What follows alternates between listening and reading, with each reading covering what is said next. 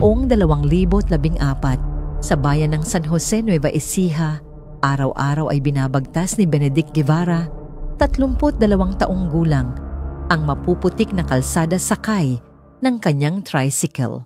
Tahimik, walang reklamo, at ang tanging hangarin ay makauwi na may maiuwing kita para sa pamilya. Sa loob ng 3 taon, pare-pareho ang takbo ng kanyang buhay. Palengke, sakay ng pasahero, at diretsyong abot ng kita sa kanyang asawa. Si Lourdes, 3 taon ang tanda sa kanya. Kung si Benedict ay mahiyain, si Lourdes naman ay palaban at laging may reklamo. Kulang ang pera, mabagal ang pag-asenso, walang ambisyon ang asawa.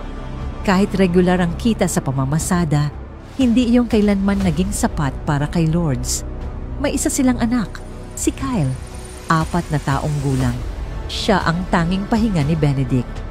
Ngunit bawat pag-uwi, ang saya ng mag-ama ay napuputol ng panibagong sigawan sa loob ng kanilang tahanan. Habang tumatagal, mas tumitindi ang pressure ni Lourdes.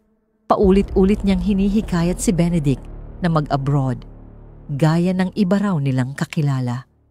Matagal itong tinutulan ni Benedict.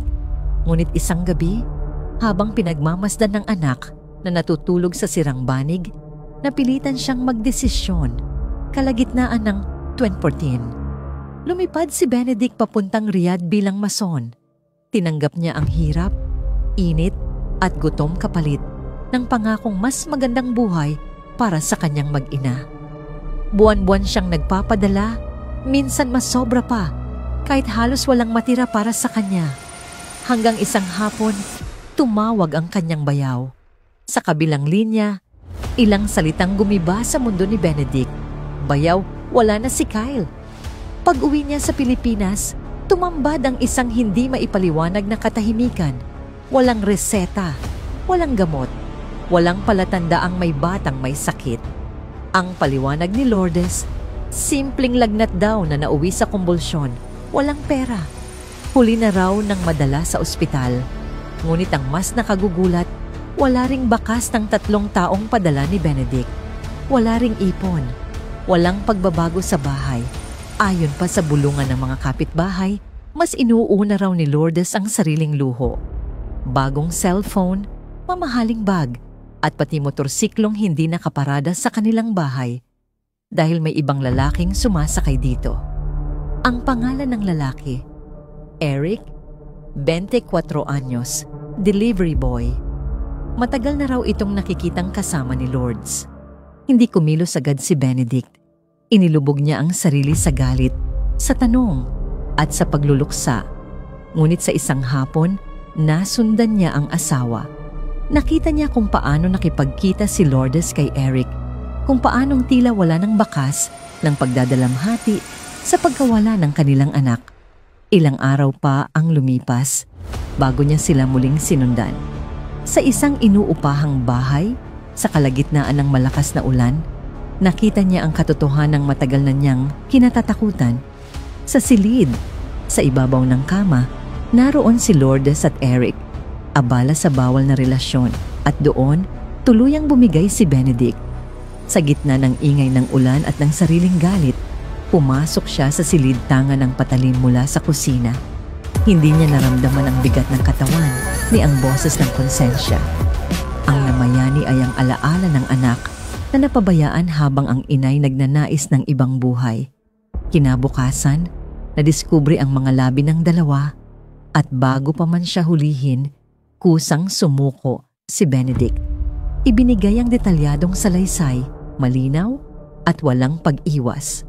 Taong 2018, sa pagdinig sa korte, ipinagtanggol siya sa ilalim ng crime of passion.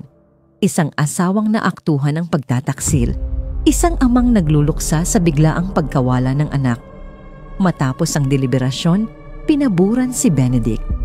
Pinalaya siya at pinatawan lamang ng pagbabawal sa kanya na magbalik sa San Jose, Nueva Ecija. Lumipat siya sa Maynila, muling nagsimulang magtrabaho.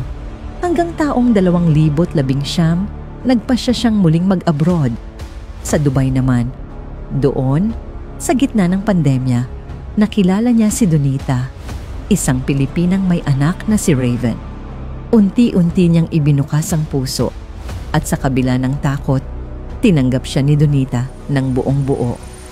Pagdating ng 2023, sabay silang umuwi sa Pilipinas. Sa Lucena City, ipinakilala sa kanya si Raven, isang batang nagpaalala sa kanya kay Kyle, ngunit nagbigay rin ng bagong dahilan upang mabuhay. Sa ngayon, tahimik na namumuhay si Benedict kasama sina Donita at Raven. Pinaplano nila ang legal na pagsasama, ngunit para kay Benedict, sapat na ang pagkakaroon ng isang pamilyang muling bumuo sa kanya. Isang panibagong simula para sa isang lalaking minsan nang winasak ng trahedya at muling binuo ng pag-asa.